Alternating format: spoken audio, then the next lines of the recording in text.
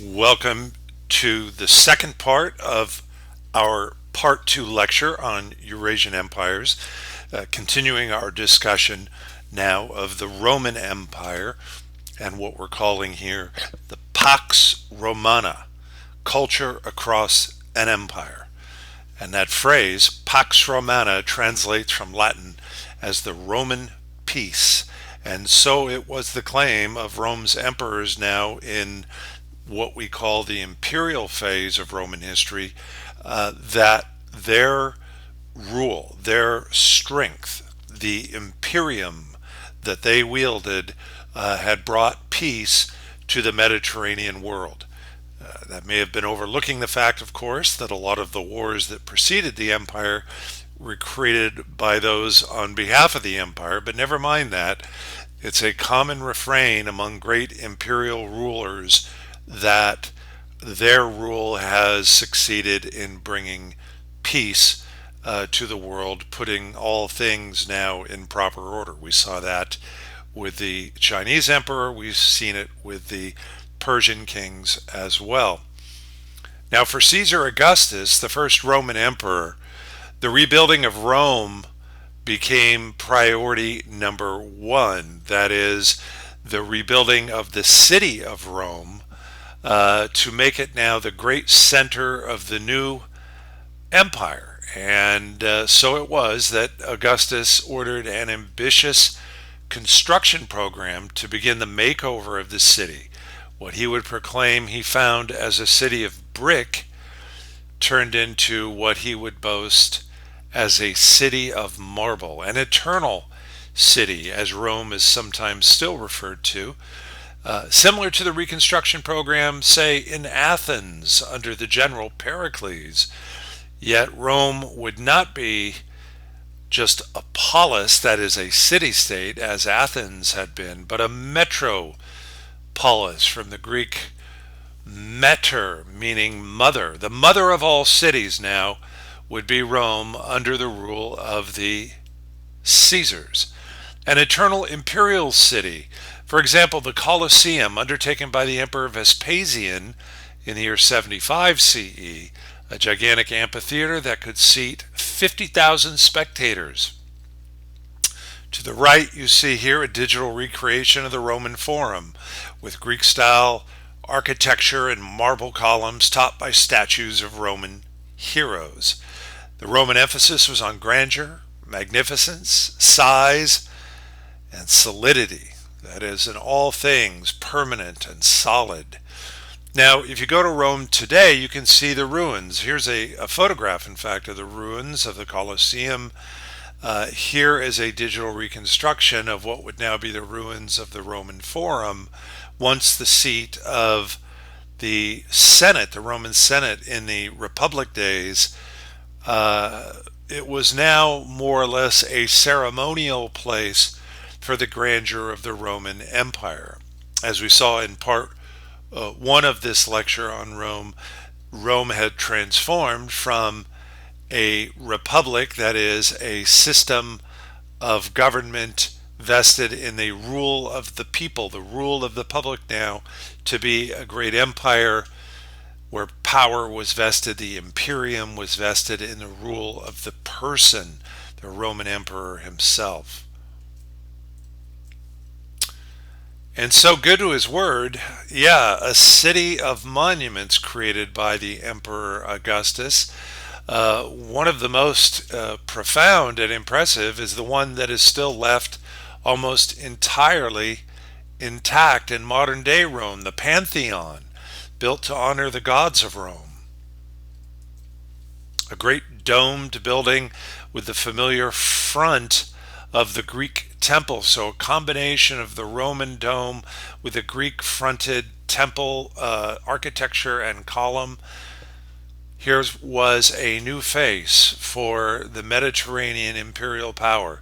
Just as the Arch of Titus here, constructed late in the 1st century CE to commemorate Rome's sack of Jerusalem. It became the model for triumphal arches to the present, including, you may recognize, Washington Square Arch in New York City, which is modeled on that famous Roman uh, imperial arch design.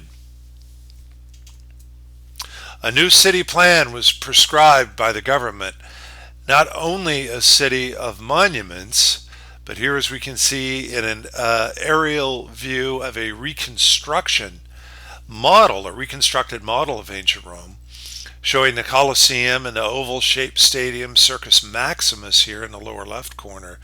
This was a place, as was the Colosseum, for the public to attend. These were the sites of the famous Roman games, whether it be chariot and horse races at the Circus Maximus or the gladiatorial combat contests in the Roman Colosseum. These were open to the public and free to the public, a way of enchanting and entertaining, even if on the basis of blood sports, as in the Colosseum. The Colosseum could actually be flooded. The floor of the Colosseum could be flooded so that great naval battles of the past or Roman victories could be reenacted, attesting to the triumph of Rome's strength, military prowess, and ultimately the ability to vanquish its enemies, you might say. Also here in the model is a reconstruction of the great aqueduct that brought fresh water to the city from the Roman countryside. So the Romans were great engineers and architects. How to tend for a city of 1 million people, how to keep it clean, how to safeguard public hygiene by bringing in fresh water and creating baths and places for people to stay, in effect healthy amidst the rather congested urban population. You can see some of the architectural triumphs here, just on a smaller scale, where the heights of houses, widths of streets, and building materials used specified according to the imperial plan. We saw that kind of standardization in the Empire of China as well.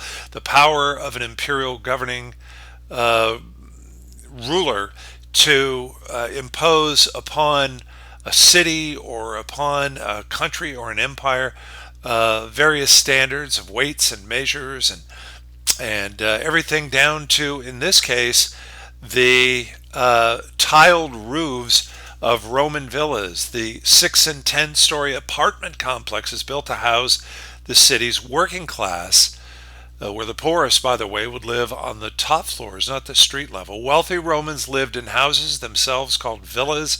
The walls of villas were made out of clay and limestone, and the corners were brick or stone. The roofs of villas, as we see here, this inset, were made of watertight flat tiles called tegulae and overlapping ridged tiles called imbrices. That style is still used in construction today. In roof construction, it was fashionable among the wealthy to have a villa in the city, in the countryside, and perhaps even one along the coast.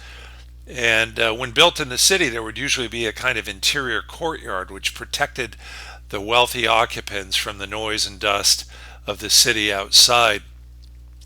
Inside these homes, walls were decorated with beautiful frescoes. We've seen some of that from the Latin word that meant fresh, a kind of wet clay and color shaped by artists into scenes of everyday life, depicting scenes as well from mythology or even family portraits.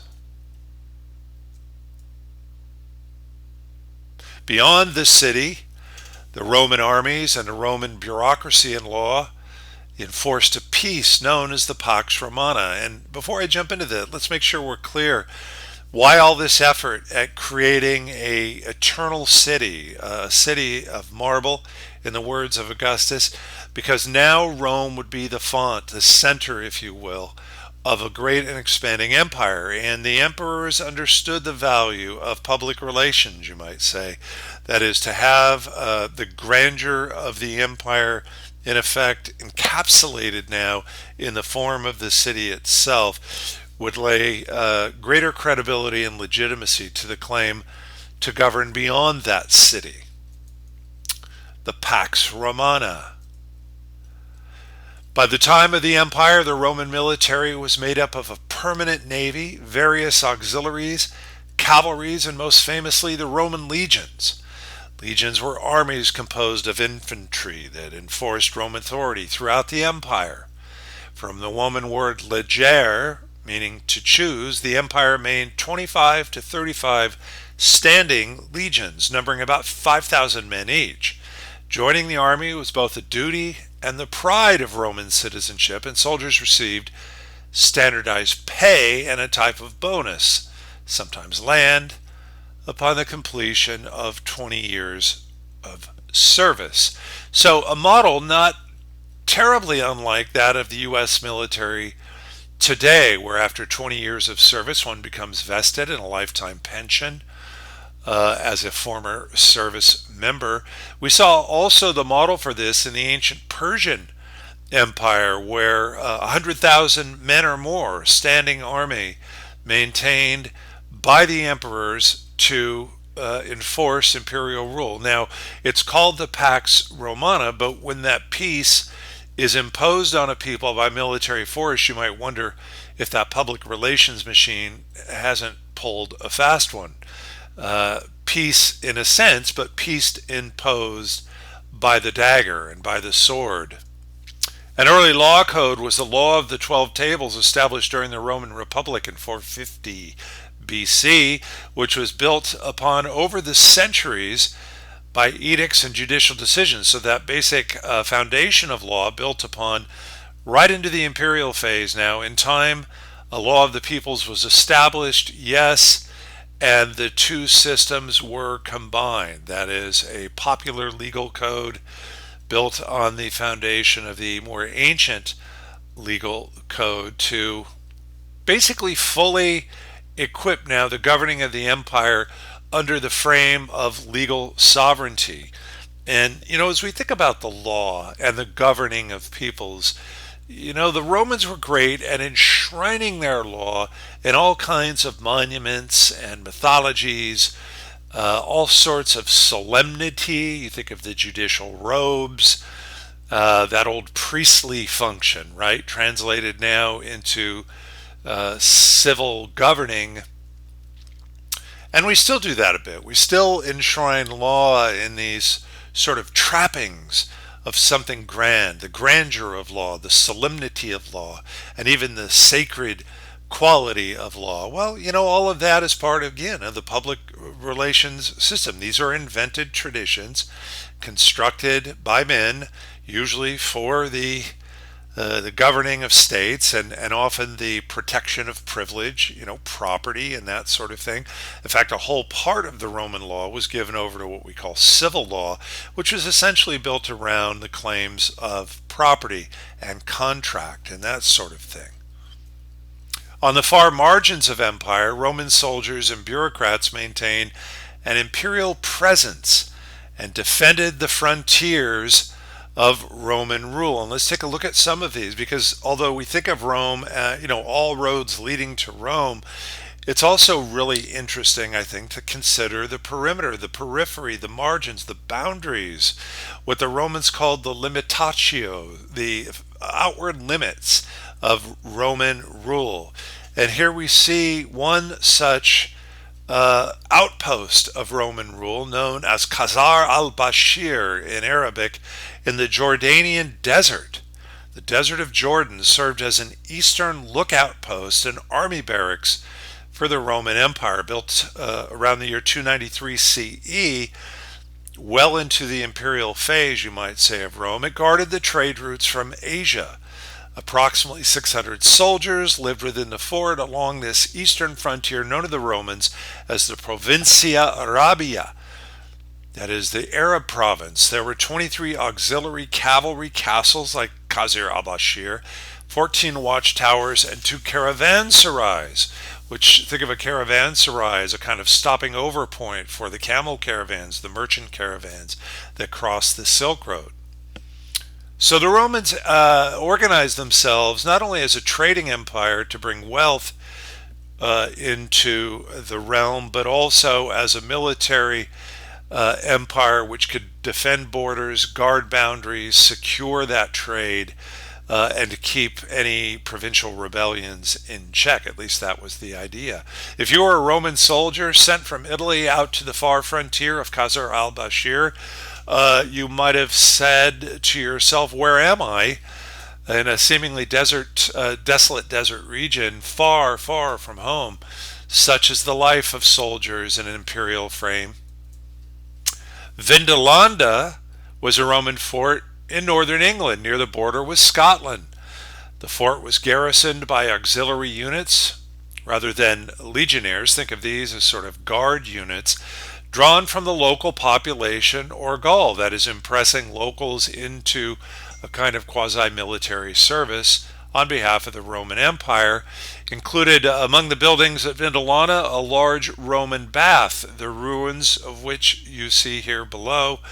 As it has been excavated, artifacts found at the site include many personal effects, including a finger ring inscribed with the words Matri and Patri, mother and father. So yeah, even if you were serving a long way from home as a Roman legionnaire or as a Roman guard in the auxiliary, you never forgot old mom and dad. So I love this stuff because it's from the sort of imperial scale of Rome and buildings like the Pantheon and the Colosseum and the Circus Maximus on their grand scale, down to the very intimate, right? Down to, a finger ring that expressed a memory of home and family. So empire, we might say, it played out on all those scales, on the very biggest and the most intimate.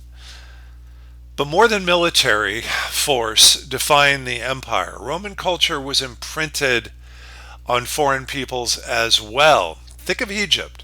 After Egypt became a Roman province, remember the climactic battle between Octavian, who would later become Caesar Augustus, Octavian, the Roman general, and his rival Mark Antony, and Antony's ally Cleopatra, the Ptolemaic queen of Egypt. After the defeat of Cleopatra in 30 BCE, the Roman culture will come to town, and even in traditional burial practices will come to include a new style of painted coffin. Coffin portraits done up in the Roman and Greek style now will add to Egypt's incredibly long history of funeral art. We think about the starting even with the pyramids of the pharaohs as houses of the afterlife, as grand burial chambers. The pyramids were their own kind of imperial architecture, and now 2,500 years and more later, the Romans come to town, impose their rule over Egypt. And what do we note? We note in the burial tombs now of the affluent, of the wealthy, of the well-to-do, these incredible tomb portraits painted in the Greek and Roman style. Not only tomb portraits, but also throughout the empire, the Roman amphitheaters. This one at Ephesus, a Greek city in Anatolia, the largest Roman city in Asia, built on the Greek amphitheater style. This was again a place for the public to assemble, to watch plays and dramas and tragedies and comedies. This was part of the public aspect, you might say, of empire building, tying people together through various cultural forms. Another view of the aqueduct, Roman engineering display in Segovia, Spain, where the Roman Empire also ruled, a 3,000-foot long and 115-foot high aqueduct. The famous Segovia Aqueduct was built to deliver fresh spring water from the hills as far away as 10 miles outside the town.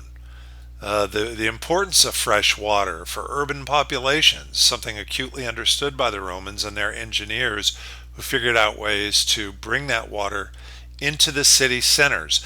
Romans used not only brick and stone in their construction, but also mastered the mixing of concrete. So some very forward-looking, very advanced designs for the age here that not only serve the interests of public health, but I mean, look at this.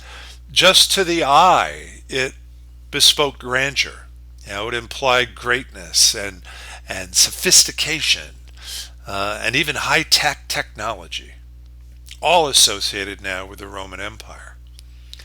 Africa, well, that was the Latin name used by the Romans to refer to the land across the Mediterranean. Nobody in Africa called themselves Africans. That was a name given by the Romans for their province, which they conquered, beginning with their defeat of Carthage in the Great Punic Wars during the Roman Republic era, and building upon that victory to create a series of Roman settlements throughout North Africa. Africa Terra, the name used by Romans in referring to the province which they established after the defeat of Carthage. Damascus was a Roman city in modern-day Algeria, which connected a variety of trade routes. Remember, this was a great trading region in its own right. The desert caravans that brought salt and gold across the Sahara Desert from West Africa to the coastal trades established by the local Berber peoples, but also the ancient period by the Phoenicians. Here you see a modern-day photo of the ruins of Damascus.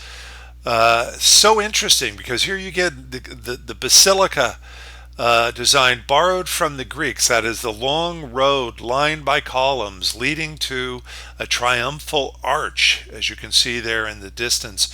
In this case, known as the Arch of Trajan, one of the great Roman generals and emperors.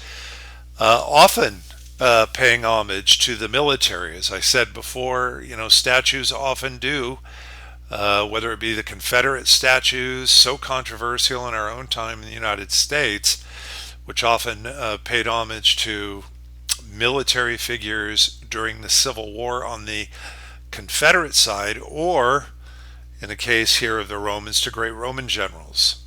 Something that's pretty consistent, actually, throughout imperial histories. The Pax Romana marked an unprecedented degree of sophistication. So from the northern lands of Britain to the eastern realm of Jordan and the southern boundary of North Africa, unprecedented sophistication, 50,000 miles of roads throughout the empire connected imperial cities like London, Paris, Naples, and Cologne, each of which preserved Roman traditions, such as the language itself, Latin, the forums, the public places, the forums, the circuses, the theaters, and of course the Roman baths. The map showing here, these dots in red, all Roman settlements, either built upon existing settlements and improved and enlarged, or built out of whole cloth now as imperial cities. You see here the ruins of an ancient Roman road. Very sophisticated were these roads. The paving stones were laid down in such a way as to allow the rainwater to drain off, that is, preventing erosion, preserving the integrity of the road surface.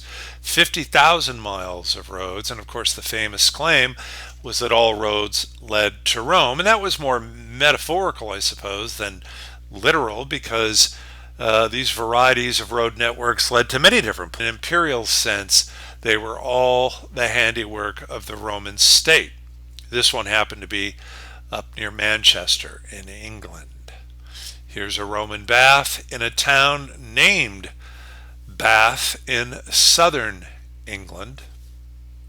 The Romans used their baths not only for cleanliness and hygiene, but as a time of relaxation, of social connection, like a community pool, really, a place to escape, let's say, the heat, and to enjoy a sense of community.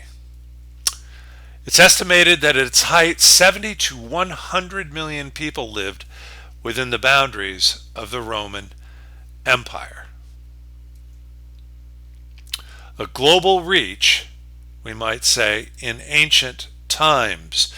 Berenike was the southernmost and most active Egyptian Red Sea port, during the Roman times. Recovered artifacts suggest a strong trade between the Roman Empire and India, which included the importation, as you see here, of Indian pepper, one of the most valuable trading commodities of the age. Yeah, even pepper surviving as a kind of historical artifact of the reach of the Roman Empire. The Romans loved their seasonings, including Indian pepper. The Greek urn found at Berenike here, again, which was a trading port on the Red Sea, shows an Arab, or I should say, shows a maiden here, very much in the kind of Greek and Roman style, a kind of a robed maiden, you might say, on this urn. Very traditional in the Mediterranean sense. And then here at the right, an artist's sketch of the dhow ships, the Arab dhows that plied the waters of the Sea of Arabia, the Indian Ocean. These were cargo ships, basically, that had the high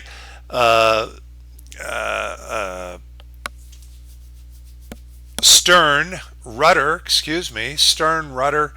and the high main deck for cargo at the stern end of the ship, and then often a single mast, a swivel mast that could be turned to catch the wind currents.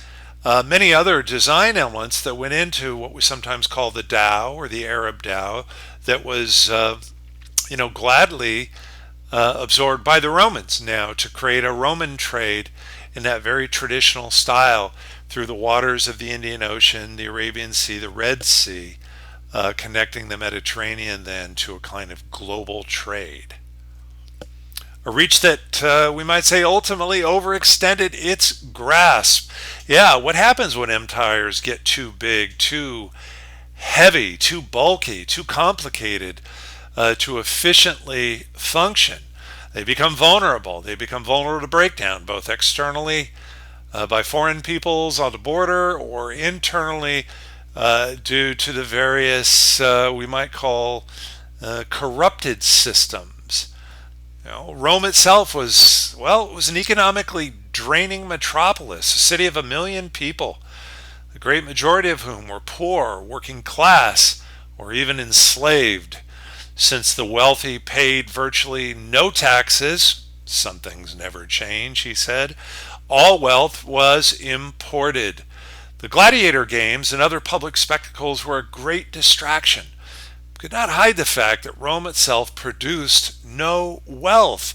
It was a kind of parasite.